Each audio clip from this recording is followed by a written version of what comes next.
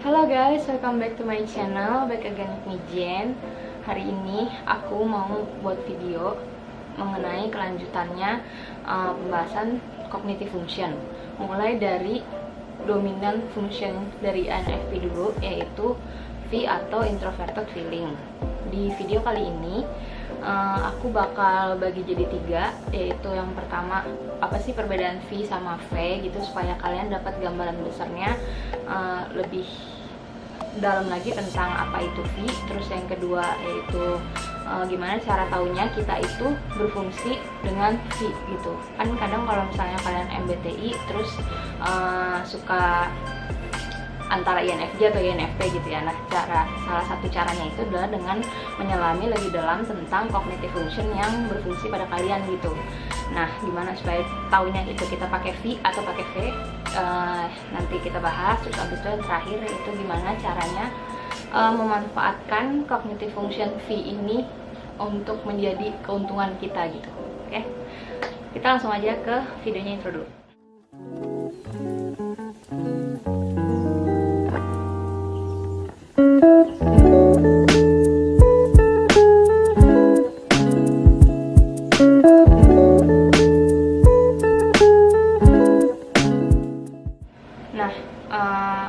Pembahasan yang pertama yaitu perbedaan V dengan V. V ini adalah function F kan. F dia itu gunanya untuk fungsi yang membuat kita make decisions gitu, membuat keputusan sesuai. Kalau misalnya V itu dia membuat keputusan sesuai dengan value, apa yang penting buat kita gitu. Seperti yang aku bahas di video sebelumnya mengenai cognitive function. Jadi di sini aku bikin 3 perbedaan. Yaitu yang pertama V, yaitu dia memperhatikan perasaan. Jadi hal apa yang membuat V terpacu secara emosional, memancing reaksi berdasarkan perasaan V terhadap sesuatu hal gitu. Kayak nilai apa yang kita pegang yang penting untuk kita gitu, dan membuat kita memutuskan keputusan berdasarkan nilai tersebut gitu. Yang kedua, V itu independent atau mandiri. Jadi untuk INFP dengan dominant function V, kita cenderung memilih untuk menyelesaikan permasalahan emosional kita sendiri gitu. Kayak I can handle it gitu.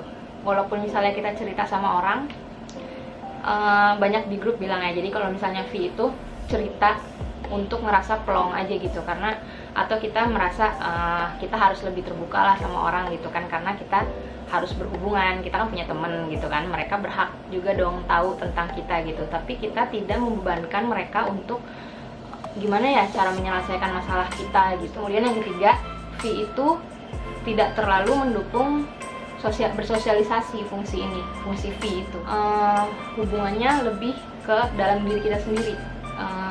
Yang terpenting untuk V adalah komunikasi dengan diri kita, oneself, komunikasi dengan diri sendiri.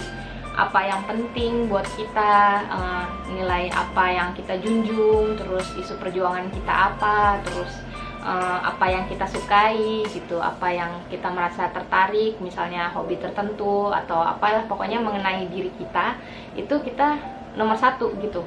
Karena seperti itulah fungsinya V. Terus bedanya dengan V, MBTI yang dominan fungsinya V itu ada 2, yaitu ENFJ sama ESFJ. Jadi V di sini dia itu berekspresi, terus dia seeking harmony. Jadi ini mementingkan moral sistem secara keseluruhan atau kelompok gitu, seeking harmony dalam bermasyarakat gitu. Misalnya V kita juga merasa moral dan suatu sistem tuh penting gitu ya. Jadi kita tetap ngikutin function ngikutin sistem walaupun kita V gitu. Tapi alasannya beda. Kalau misalnya V itu emang itu adalah kepentingan buat mereka gitu. Itu adalah nomor 1 untuk mereka, untuk seeking harmony. Jadi mereka mau tuh semuanya berselaras gitu, misalnya dalam suatu permasyarakatan. Sedangkan untuk kita V, sebenarnya kita mengikuti sistem atau kita blending gitu, karena sebenarnya kita menghindari konflik gitu guys. Kalian sebagai INFP pasti kalian tahu ya, kalian gak suka konflik gitu. Nah, untuk menghindari itu kita berpikir sesekali atau kita akan mencoba blending in lah gitu, supaya kita tidak memancing pertengkaran gitu misalnya. Terus yang kedua, misalnya V tadi mandiri secara emosional, sedangkan V itu kebalikannya, itu mereka need emotional support gitu. Kan support secara emosional, menolong orang lain itu kan paling penting buat V gitu. Mereka merasa emosional orang lain itu juga adalah tanggung jawab mereka gitu. Jadi mereka akan melakukan hal sebisa mungkin gitu, bahkan berkorban untuk orang lain. Salah satunya FJ, mau NFJ atau SFJ, merasa penting semua orang berada dalam keadaan emosional yang baik. Mereka mau membantu memanage itu dan mau juga diberi emotional support gitu loh guys, sebagai baliknya, timbal balik gitu. Sedangkan V merasa itu bukan tanggung jawab mereka, tapi kita sendiri yang harus memanage dan mensupport keadaan emosional kita sendiri gitu. Jadi di sini kontras banget kan gitu. Di sini akan menjadi salah satu alasan untuk clash juga ya antara V dengan V dominant function. Beda dari V yang nggak terlalu bersosial karena lebih ke intrapersonal. V itu lebih sosial, dia hubungannya intersosial. Jadi terstimulasi dari berada di sekitar kelompok dan bergaul dengan orang lain gitu. Interpersonal tuh komunikasi antara dua orang gitu, hubungan sosial yang di luar diri sendiri. Nah ini guys perbedaan V dengan V dalam bentuk tabel, kalian bisa pause dulu.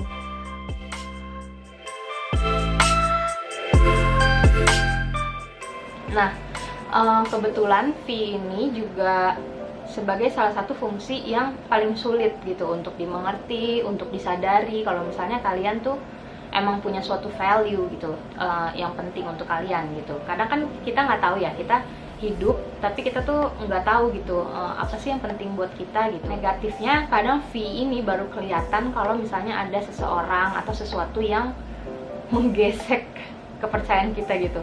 Kayak misalnya kalian merasa kalian tuh penting banget, misalnya vegetarian gitu misalnya ya, atau apalah gitu, apa isu perjuangan kalian misalnya tentang hewan dan sebagainya.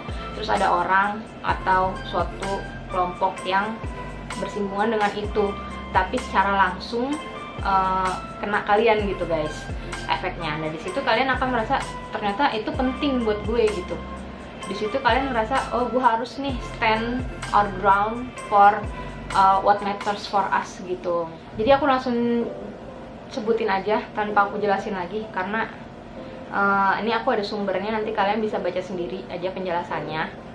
Yaitu ada 10 di sini tanda kalau misalnya kita itu berfungsi dengan kayak. Jadi yang pertama yaitu autentik itu sangat penting untuk kalian menjadi autentik, menjadi real gitu, real self. Yang kedua yaitu kalian sering mendapatkan firasat gitu tentang sesuatu akan baik atau buruk gitu. Kalian cepat gitu untuk mendapatkan firasat mengenai itu. Juga yaitu kalian tertutup terhadap emosi gitu. Kadang kita nggak tahu gimana cara mengeluarkan emosi kita gitu loh, padahal kita merasakan itu, tapi kita nggak tahu gimana ya mengeluarkan emosi itu gitu. Keempat itu kita individualis, bisa positif bisa negatif ya guys. Yang kelima yaitu kita nggak mau memaksakan value kita kepada orang lain gitu. Jadi kita tuh menghargai orang tuh, setiap orang tuh beda-beda, mereka tuh unik, pasti mereka punya sesuatu yang mereka perjuangkan juga gitu, sama kayak kita yang memperjuangkan sesuatu. Yang keenam yaitu dari luarnya kita akan terlihat kalau kita tuh easy going, open minded gitu, kayak kita tuh kayaknya nggak pernah tersinggung deh atas sesuatu gitu, tapi sebenarnya di dalam diri kita tuh kita memandang suatu hal tuh strict, moral yang penting untuk kita tuh sebenarnya kita pegang gitu selama ini, terus penting buat kita gitu.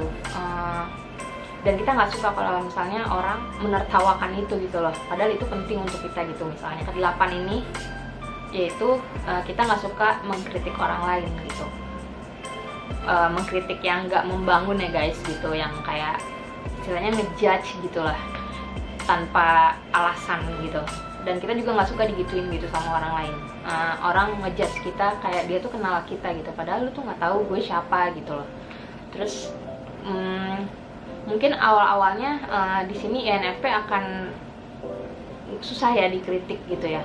Cuman kesini-sininya kalau misalnya kalian udah mastering mastering yourself gitu, lama-lama kalian ya misalnya ada kritik membangun, kita nggak bakal terbawa oleh itu adalah penilaian orang terhadap kita bisa ambil manfaatnya untuk membangun diri kita gitu loh guys.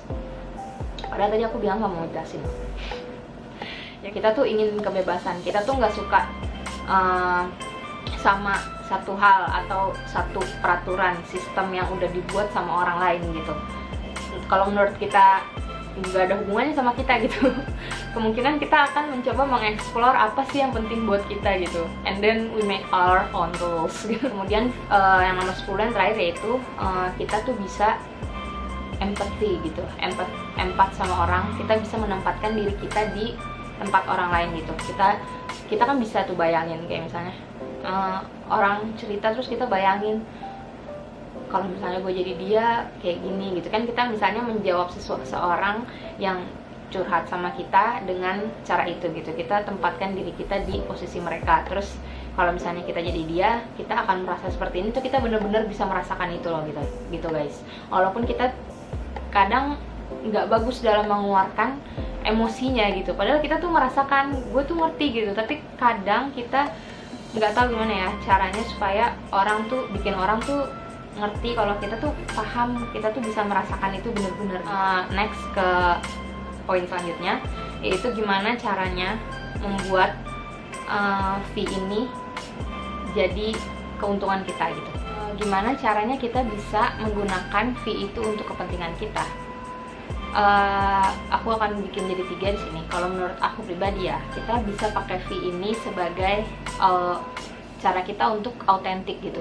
Misalnya kita melakukan suatu hal dan itu tuh unik gitu, baru atau beda dari orang lain gitu. Nah itu tuh bisa dibantu dengan fee ini. Kalau misalnya kita tahu apa sih yang penting buat kita, apa sih isu perjuangan kita, itu bisa menjadi core kita untuk melakukan suatu hal gitu. Misalnya kalian menjadi fotografer gitu, terus karena kalian aware dengan fee kalian gitu, terus kalian tahu nih apa sih yang menurut kalian penting untuk disampaikan dalam gambar yang kalian foto gitu, secara otomatis akan ada sesuatu hal yang autentik gitu mengenai foto kalian, mengenai karya-karya kalian. Misalnya kalian suka menulis lagu, misalnya kalian suka bikin video gitu loh, ada sesuatu yang kalian perjuangkan gitu, dan itu punya kalian gitu, you guys own that gitu istilahnya. Terus kedua, fee itu kita bisa pakai di jalur karir, misalnya dengan pekerjaan-pekerjaan yang membutuhkan empati yang tinggi gitu, misalnya menjadi perawat atau menjadi konselor, psikolog gitu. Jadi kita bisa lebih baik berempati gitu, bener-bener kalau misalnya psikiater nih, psikolog, kemudian ada klien cerita, kita bener-bener bisa menempatkan diri gitu, jadinya mereka merasa lebih connect gitu, bukan sekedar hanya karena kita melakukan pekerjaan gitu guys, tapi karena kita bener-bener peduli, karena itu yang kita perjuangkan gitu loh. Dan yang terakhir itu manfaat fee juga adalah kita itu sangat open terhadap perbedaan gitu. Kita bisa menerima orang lain apa adanya, kita bisa menerima perbedaan isu perjuangan orang lain gitu. Itu kan sangat berguna untuk menjaga keharmonisan gitu guys. Misalnya semua orang mementingkan diri sendiri, terus menganggap dirinya paling benar gitu kan, lama-lama dunia ini kan akan perang gitu kan guys. Nah, dengan kita menggunakan fee ini untuk lebih mengerti kalau orang tuh ada loh perjuangannya gitu, kita akan menjadi lebih ngerti gitu perbedaan-perbedaan, kenapa sih perbedaan itu ada di dunia ini gitu. Apalagi misalnya kita mempelajari tentang MBTI, tentang cognitive function masing-masing gitu, kita jadi lebih paham orang lain gitu, untuk membuat diri kita lebih understanding gitu guys. Karena mungkin pas awal-awal INFP itu seeking understood ya, maunya dimengerti gitu. Setelah kita mendalami tentang cognitive function, mengenal diri kita sendiri, kita akan gantian, kita understanding people gitu, kita akan memahami orang lain gitu, karena kita sendiri itu merasa penting untuk orang lain memahami kita gitu guys.